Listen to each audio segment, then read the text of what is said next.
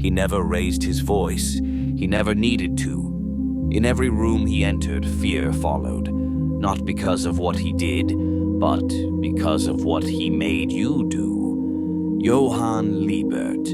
To some, a genius. To others, the devil in human form. But behind the elegance, the smile, and the calm voice lies one of the darkest psychological profiles in fiction. So today, not as praise but as dissection, we ask, how does one become Johan Liebert? What is the psychology behind the most dangerous kind of charisma? Johan doesn't manipulate with emotion. He removes it. He's not reactive. He doesn't plead or panic. He observes. He predicts. And when he speaks, every word is a scalpel. To become someone like Johan, you'd first have to eliminate what makes most people human: emotional impulsivity. He isn't cold because he hates. He's cold because it gives him clarity. In Johan's world, emotion is noise, and he deals only in signal. He lets others explode while he stands still, perfectly silent, perfectly deadly. Johan's superpower isn't strength, it's perception. He notices the hesitation in a voice, the twitch in an eyebrow, the fear hidden behind a compliment. He listens more than he speaks.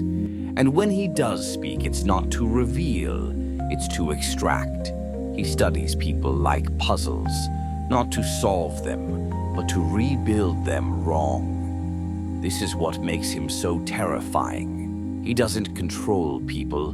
He gives them the perfect nudge and lets them destroy themselves. No one suspects the angel-faced boy. No one fears the quiet guest in the room. That's the genius of Johan's manipulation. He wears the mask of innocence better than anyone. He doesn't dominate attention. He disarms it. And in doing so, he becomes invisible to suspicion. To become Johan, you'd have to learn how to blend, not as camouflage, but as a design. You'd have to weaponize trust. The world doesn't fear monsters in the shadows. It fears monsters in suits, with soft voices and kind smiles. Johan doesn't create chaos randomly.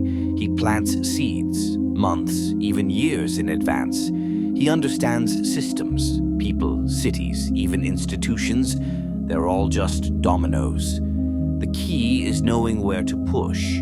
He reads not just individuals, but entire environments. He knew how to make a man commit murder, how to make a child question their identity, and how to make even a brilliant doctor doubt his own morality. To be Johan, you must think moves ahead, not react, not resist, just design.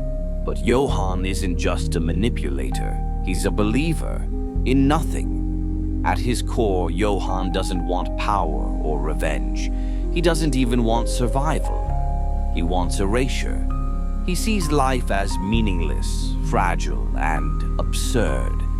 And rather than rebel against that, he embraces it. To adopt Johan's worldview is to see humanity not as sacred, but as disposable. And this is what makes him more terrifying than any tyrant or killer. Because Johan does not act out of anger. He acts out of philosophy. At the heart of Johan's story is something deeply disturbing. He doesn't know who he is, or perhaps he does, and wishes he didn't. His identity was fractured by trauma, shaped by abandonment, molded by experiments that no child should endure. And so he became no one. To become Johan is to become a void that imitates a person, a smile with no soul behind it. So, how do you become Johan Liebert? You don't, because to do so, you'd have to lose the very thing that makes you human: empathy, identity, purpose. Johan isn't a person, he's a mirror. And when you look into him, You might just see the darkest parts of yourself looking back, and maybe that's why we find him so fascinating. Not because he's a monster, but because he shows us how close we are to becoming one. If you enjoyed this breakdown, subscribe for more deep dives into the minds of fiction's most dangerous thinkers. Comment below. Who should we analyze next?